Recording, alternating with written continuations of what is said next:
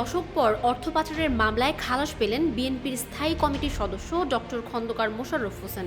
বৃহস্পতিবার ঢাকার বিশেষ জজ ১ এর বিচারক আবুল কাশেম এ রায় ঘোষণা করেন। রায় ঘোষণার সময় আদালতে উপস্থিত ছিলেন খন্দকার মোশাররফ। তার বিরুদ্ধে অভিযোগ প্রমাণিত না হওয়ায় তাকে খালাস প্রদান করেন আদালত। 2014 সালের 6 ফেব্রুয়ারি মোশাররফের বিরুদ্ধে অর্থ পাচারের অভিযোগে এ মামলাটি দায়ের করেন দুদক পরিচালক নাসিম আনোয়ার। 2014 সালের 6 ফেব্রুয়ারি মোশাররফের বিরুদ্ধে অর্থ পাচারের অভিযোগে এ মামলাটি দায়ের করেন দুদক পরিচালক নাসিম আনোয়ার। একই বছরের 14 আগস্ট আদালতে অভিযোগপত্র দাখিল করে দুদক। পরের বছর 28 অক্টোবর তার বিরুদ্ধে অভিযোগ গঠন করে বিচার শুরুর আদেশ দেন আদালত। মামলায় বিচার চলাকালে 9 জন সাক্ষী আদালতে সাক্ষ্য প্রদান করেন। মামলার অভিযোগ থেকে জানা যায়, ডক্টর খন্দকার মোশাররফ হোসেন মন্ত্রী থাকাকালীন ক্ষমতার অপব্যবহার, দুর্নীতি ও মানি লন্ডারিংয়ের মাধ্যমে অবৈধভাবে অর্জিত বৈদেশিক মুদ্রা পাচার করে আইন পরিপন্থী কাজ করেছেন। খন্দকার মোশাররফ ও তার স্ত্রী বিলকিস আক্তার হোসেনের যৌথ নামে যুক্তরাজ্যের লয়েড টিএসপি অফশোর প্রাইভেট ব্যাংকে 8,04,142.43 ব্রিটিশ পাউন্ড জমা করেন, বাংলাদেশি মুদ্রায় যা 9,53,95,381 টাকা। ডক্টর খন্দকার মোশাররফ 2001 থেকে 2006 সাল পর্যন্ত ক্ষমতায় থাকাকালীন ওই টাকা পাচার করেন বলে অভিযোগ করে দুদক। বিএনপির স্থায়ী কমিটির সদস্য ডক্টর খন্দকার মোশাররফ হোসেন বলেন, ছিল মিথ্যার উপরে ভিত্তি করে। আমি এই দেশ থেকে 2001 থেকে 2006 আমি স্বাস্থ্যমন্ত্রী ছিলাম। একটি পয়সা বিদেশে কোনো রকমে পাঠিয়েছি এরকম সাক্ষী কিন্তু এই গত 10 বছরে সরকার পক্ষ দিতে পারে নাই, কিন্তু মামলাটা করেছে। আমি বিদেশে ছিলাম, আমার ওয়াইফ বিদেশে ছিল, আমরা ওখানে অর্জন করেছি, অর্জন করে শেয়ার মার্কেটে বিনিয়োগ করেছি। সেই শেয়ার মার্কেট যখন নিচের দিকে চলে আসে তখন 2001 থেকে 2006 শেয়ার বিক্রি করে আমরা টাকা একই যে অ্যাকাউন্টে আমরা জমা রেখেছি, ফিক্সড ডিপোজিট 2001 থেকে। তো সেখানে 2012-তে একটি আইন হলো যে বিদেশে যাদের সম্পদ আছে সেটাও ঘোষণা দিতে হবে। আমি 13তে জুনে যে ইনকাম ট্যাক্স বছর, সেই বছরে আমি ওই আইনের সূত্র ধরে আমি বিদেশের এই সম্পদকে, আমার এবং আমার ওয়াইফের এই সম্পদকে ঘোষণা করি এবং ট্যাক্স কর্মকর্তারা এই ঘোষণার উপরে আমার থেকে তারা ট্যাক্স গ্রহণ করে এবং সেটাও আমরা দিই। এবং 2014 সালে আমার ঘোষিত ট্যাক্স ফাইলের এই ঘোষণার যে অ্যামাউন্ট ইত্যাদি আছে ওইটাকে ব্যবহার করে আমার বিরুদ্ধে মামলা দেওয়া হয়।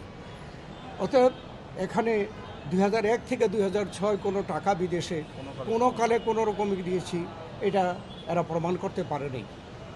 এবং এই যে মানি লন্ডারিং আইনে যে প্রেডিকেন্স অফেন্স আছে, যে অফেন্সগুলো আছে একটা একটা করে আমাদের সিনিয়র আইনজীবী জিজ্ঞেস করেছেন আইওকে, তারা স্বীকার করতে বাধ্য হয়েছে যে এই অন্যায়গুলো উনি করেননি।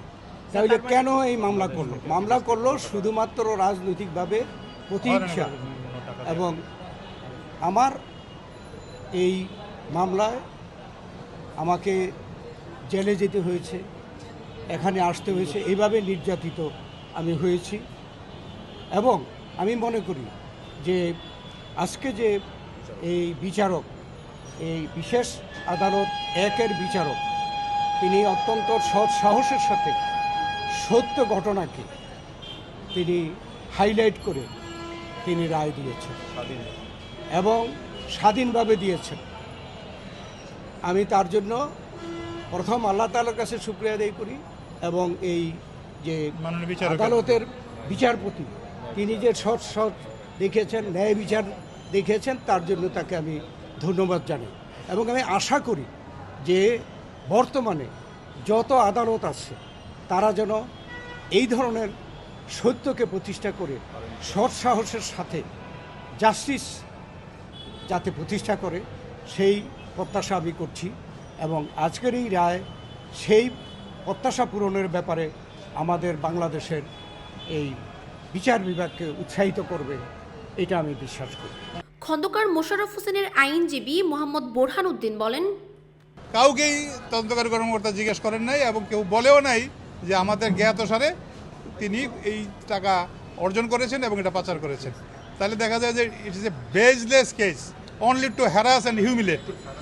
এই বিষয়টা পরিষ্কার জানা সত্ত্বেও Dudok under influence of the then government, উনি যেহেতু রাজনীতি সচেতন মানুষ, উনি একজন পণ্ডিত মানুষ, উনি ঢাকা ইউনিভার্সিটির শিক্ষক, বাংলাদেশকে চিন্তা করেন, একজন মুক্তিযোদ্ধা, মুক্তিযুদ্ধের সংগঠক। 71-এ বাংলাদেশের যে ছাত্র সংগঠন আছে লন্ডনে, রাষ্ট্রপতি আমাদের আবু সাইদ চৌধুরী পরবর্তীতে ওনার নেতৃত্বে যে সংগঠনটা লন্ডনে হয়, হি ওয়াজ এ কনভেনার।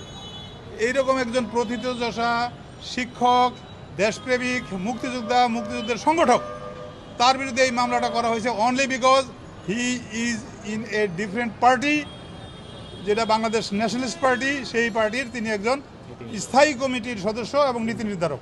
কাজে ওনাকে যদি ঘায়েল করা যায় তাহলে হয়তো চলে যাবে।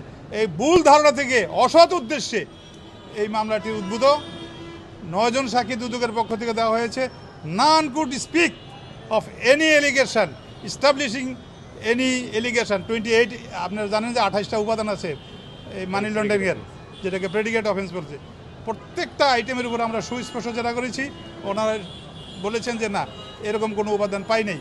কোনো সাক্ষী কেউ বলে নাই যে হ্যাঁ আমরা জানি, স্বাস্থ্য মন্ত্রণালয়ের বাইরেও কোনো সাক্ষী বলে নাই যে আমরা জানি উনি টাকা এভাবে অর্জন করেছেন বা বিদেশে পাচার করেছেন। তাইলে এরকম একটি হয়রানিমূলক মামলায় 10 বৎসর তিনি হয়রানিতে থাকলেন, 2 বছর জেলে থাকলেন, ওনার পরিবার বিধ্বস্ত হয়েছে, অর্থনৈতিকভাবে, সামাজিকভাবে, রাজনৈতিকভাবে উনি ক্ষতিগ্রস্ত হয়েছেন। পুরো জাতির কাছে ওনার প্রত্যাশা যে এই যে হয়রানির শিকারটা হলো যারা করলেন, তাদের প্রতিও যেন সঠিক বিচার হয়। মাননীয় আদালত স্বাধীন প্রেক্ষাপটে অত্যন্ত সচেতন বিচারক, তিনি আজকে যে রায়টা দিয়েছেন, আমরা এই বিচক্ষণ আদালতের প্রতিও কৃতজ্ঞতা জানাই। এবং আপনাদের মাধ্যমে পুরো বাংলাদেশেই আমাদের আহ্বান থাকবে, এই জাতীয় হয়রানিমূলক মামলা যেখানে যেখানে আছে এগুলি ইমিডিয়েটলি নিষ্পত্তি হোক, প্রত্যাহার হোক এবং হয়রানির শিকার সমস্ত বিচার প্রার্থীরা যেন হয়রানি থেকে মুক্তি পায়, ন্যায় বিচার পায়। হ্যাঁ, আদালতে এই 9 জন সাক্ষীর সাক্ষ্য বিশ্লেষণ করে এই কথাটাই বললেন যে 2001 থেকে 2006-এর যে অভিযোগটা ছিল টাকা পাচারের, স্বাস্থ্য মন্ত্রণালয় থেকে কোনো সাক্ষী দিয়ে এটা এস্টাবলিশ করে নাই।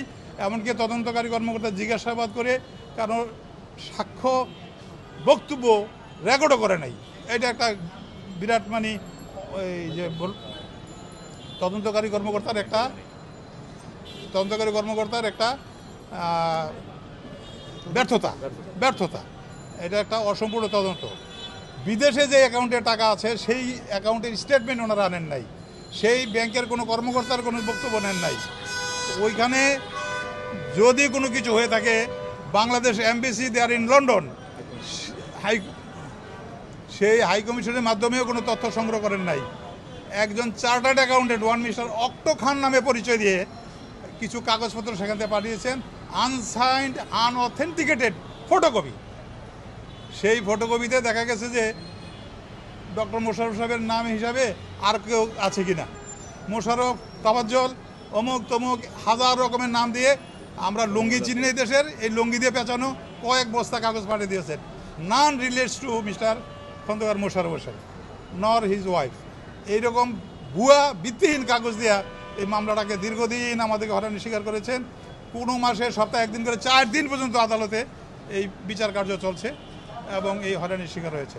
আদালত এগুলি সব তুলে ধরেছেন এবং আদালত এটাও স্বীকার করেছেন যে এই মামলা হয়রানিমূলক ছিল এবং প্রসিকিউশন সম্পূর্ণভাবে ব্যর্থ হওয়াতে তিনি ন্যায় বিচারের স্বার্থে আসামিকে খালাস দিলেন এবং সেইটাই হলো আজকের চূড়ান্ত সিদ্ধান্ত।